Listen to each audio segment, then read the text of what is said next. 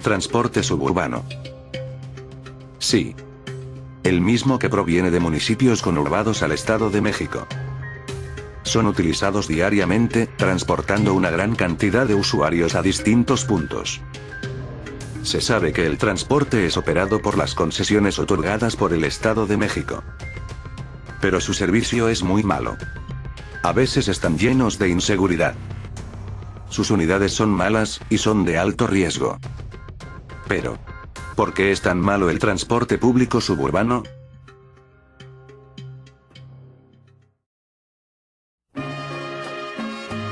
Eran los 50s. En el Valle de México apenas si se empezaban a asomar los sistemas de transporte concesionados. En el centro de la capital, una de las primeras líneas camioneras fue sobre Paseo de la Reforma. A partir de ahí el transporte público crecía. Fueron miles las concesiones otorgadas a varios transportistas. Y con la llegada del metro en 1969, se construían los paraderos de autobuses. La línea 1 contó de inicio con 2 paraderos importantes. El paradero oriente sería Zaragoza. En la terminal Zaragoza saldrían autobuses hacia los recién poblados municipios de Nezahualcóyotl y Chalco. Pero para aquellos años no se veía tan creciente el transporte público a las afueras de la ciudad.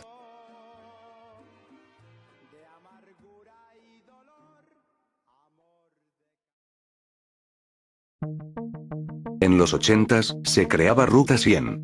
Un organismo público descentralizado propiedad del Departamento del Distrito Federal, que prestaba servicio de transporte público con rutas de autobuses. Cuando el Departamento del Distrito Federal expropia las rutas permisionarias, Ruta 100 contaba con rutas dentro de la ciudad. Sin embargo, se fueron agregando rutas que llegaban a puntos más lejanos. El Estado de México.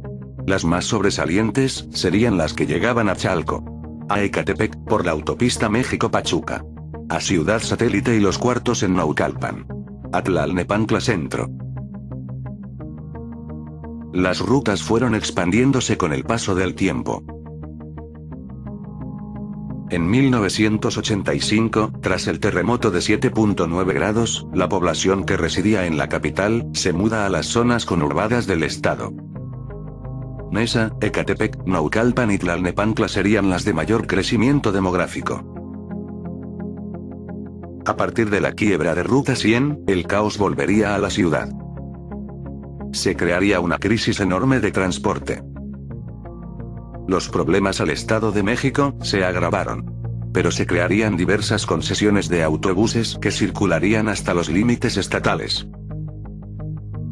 Paraderos como Cuatro Caminos, El Rosario, Politécnico, Indios Verdes, Martín Carrera, Pantitlán, Zaragoza y Santa Marta recibían a los autobuses suburbanos. Tras la construcción de la línea B, se desahogaría la parte nororiente de la ciudad.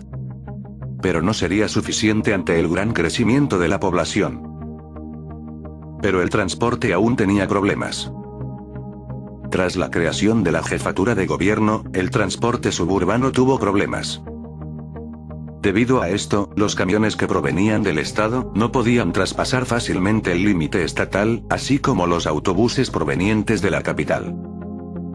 Es por eso que en 1998, se crea un acuerdo por el cual los gobiernos del Estado de México y el Distrito Federal permiten el paso de las diferentes rutas de cada entidad, por lo que se crea la placa metropolitana. Esto trata de acabar con el problema de la invasión de rutas y que el pasajero pueda tomar solo un transporte, en vez de tener que transbordar en la frontera entre ambas entidades. Pero a partir de ese momento, los transportes podrían circular sin ningún problema.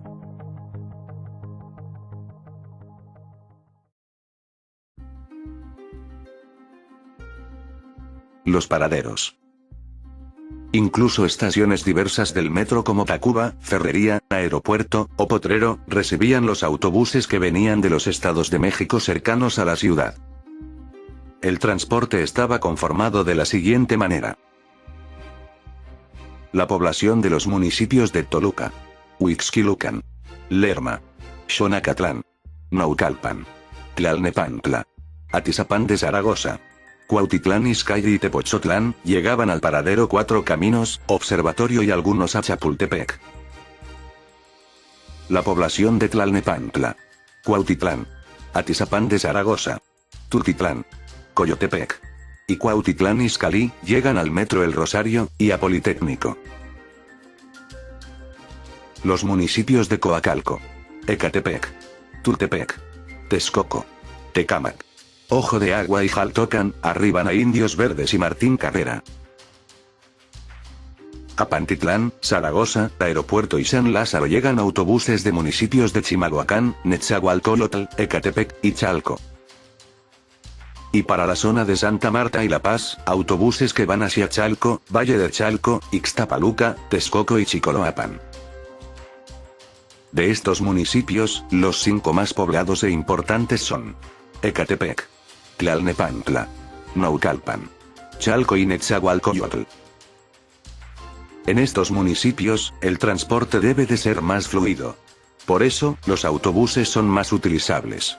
Pero en la mayoría de estos, están en mal estado, o es precisamente en estos municipios donde abunda más la inseguridad. El transporte es un caos.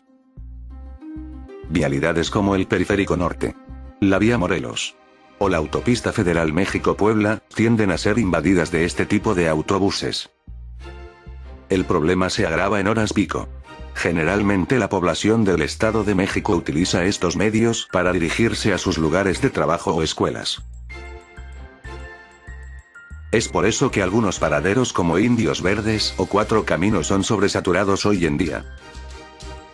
Pero la culpa no es de la población, sino del organismo que opera el transporte público en el Estado de México. La actual Secretaría de Movilidad del Estado de México es quien ha otorgado las concesiones de autobuses a varios transportistas de la zona conurbada.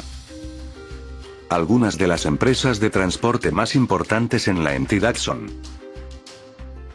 Autobuses Peralvillo Tlalnepantla, Autobuses México Coyotepec y anexas, Línea México Tacuba Huixquilucan y anexas, Transportes Águilas de Naucalpan, Enlaces Interestatales del Estado de México Ruta 76, Autobuses México Azcapotzalco y Tlalnepantla, TMZT Zumpango, Autobuses México Melchor Ocampo Sociedad Anónima, Rápidos de Tlalnepantla, Autobuses México Tlalnepantla, Autobuses Guadalupanos Sociedad Anónima, Autobuses del Valle de México Sociedad Anónima de CB, Autobuses Santa María hasta Huacán, Autobuses del Noroeste y anexa Sociedad Anónima de CB.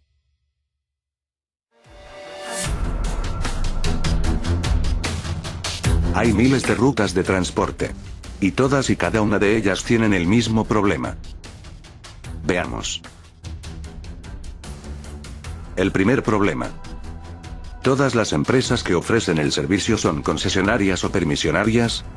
Es decir, que la entidad no cuenta con una empresa centralizada que ofrezca el servicio, de allí la carestía del mismo. Digamos que el servicio del transporte público no es tan público, sino que se rige por las leyes del mercado. Es un negocio más, no un servicio que busque satisfacer las necesidades de movilidad de los usuarios. No es administrado por el Estado, ni ofrece precios subsidiados, tampoco existe seguridad social para los trabajadores del transporte, y hay una falta total de prestaciones para ellos. Número 2. La violencia a bordo del transporte. El maltrato por parte de los conductores hacia los pasajeros, no solo verbal, sino también a la hora de conducir, y por supuesto el maltrato en general a los demás automovilistas. Esto es en parte responsabilidad de las empresas concesionarias, que no regulan a su personal a cargo de las unidades, no ofrecen capacitación ni estándares de buena operación. Además es preciso señalar que la entidad mexiquense ha sido señalada con el mayor índice de feminicidios y de acoso sexual hacia mujeres en el transporte. 3. Los asaltos a mano armada a bordo de las unidades. Es muy frecuente y cada vez deja mayores pérdidas, materiales y humanas. La seguridad a bordo de las unidades es responsabilidad del gobierno de Erubiel Ávila, el mismo que solo ha podido cubrir el 1% del total del transporte, con cámaras de seguridad y botones de pánico. Según datos de la propia Secretaría de Seguridad Ciudadana mexiquense, las rutas más peligrosas del Estado de México se ubican en vialidades como Periférico Norte, Gustavo Vaz, Texcoco, Vía López Portillo, Avenida Central, 1 de Mayo, Adolfo López Mateos y Vía Morelos. En los municipios de Ecatepec, Nesa, Tlalnepantla, Atizapán y Naucalpan, además de los municipios Cuautitlán Izcalli, Cuautitlán, Tultitlán y Coacalco. El 4. Los accidentes o imprudencias cometidos por los transportistas cobran muchas vidas al año, sin dejar de lado que en algunos de estos accidentes no se indemniza a los afectados. Esto porque algunas unidades no cuentan con seguro de pasajeros. Número 5.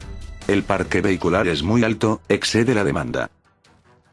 Lo que provoca caos vial en las horas pico. Existen en circulación 161.980 unidades del servicio público de pasajeros. Lo que a su vez ocasiona la difícil regulación por parte de Secretaría. 6. Mala planeación en las rutas de transporte público. 63% de los mexiquenses ocupa de 2 a 4 transportes en sus recorridos, mientras que 31% emplea 5 o más. La entidad mexiquense deja de generar cada día 30 millones de pesos, debido a 1.5 millones horas hombre desperdiciadas en traslados al Distrito Federal. Un usuario con un recorrido normal, casa-trabajo-casa, puede tardar en el tráfico aproximadamente 4 horas de su día. Y el número 7. Altos costos en las tarifas. 8 pesos por los primeros 5 kilómetros. 20 centavos por cada kilómetro adicional excedente de la tarifa inicial. Es decir que un habitante de Zumpango gasta entre 70 y 80 pesos al día para movilizarse hasta los paraderos más cercanos del metro, como Cuatro Caminos o El Rosario. Un estudiante, de nivel superior, que vive en esta entidad y que se traslada a otro punto de la misma, para asistir a sus clases, gasta en promedio de 30 a 40 pesos diarios. Todo esto agrava el problema dentro del transporte del Estado de México. Y eso que solamente estamos hablando de la zona metropolitana. Ni siquiera estamos hablando de Toluca. Que, vaya que es un caso diferente. No solo es un problema de movilidad o seguridad, sino que trae consigo problemas ambientales, problemas de salud, de estrés entre los propios usuarios, de empleo informal respecto a los choferes, en general problemas viales, que cada vez obligan a los usuarios a optar por usar el transporte particular, agravando más los ya mencionados problemas vehiculares y viales. Pero el gobierno mexiquense quiere tapar el sol con un solo dedo. Quiere, de alguna forma, buscar alternativas de transporte para agilizar el problema. El Mexibus, el Mexicable, el circuito exterior mexiquense, y el viaducto elevado bicentenario, son las alternativas que este ofrece. No se incluye tren suburbano y tren interurbano, ya que son proyectos de gobierno federal. Pero aún así, con eso no se ha podido lograr que exista este tipo de problemas. El transporte público mexiquense está en problemas. No en crisis, sino en problemas. ¿Y quién tiene que pagar todo esto? Los habitantes de los municipios conurbados. Teniendo que pagar servicio de camiones caros, inseguros, inestables y sobre todo con unidades en su mayoría en mal estado. ¿Puede haber solución en el transporte mexiquense? Sí. Pero eso es iniciativa del gobierno. Según, la prioridad es invertir más en transporte. ¿Pero hasta cuándo?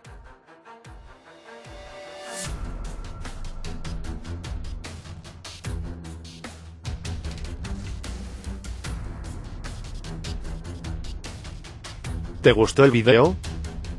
Entonces puedes ver más contenido como este en nuestro canal de YouTube. Muchas gracias y comparte. Dale like y suscríbete.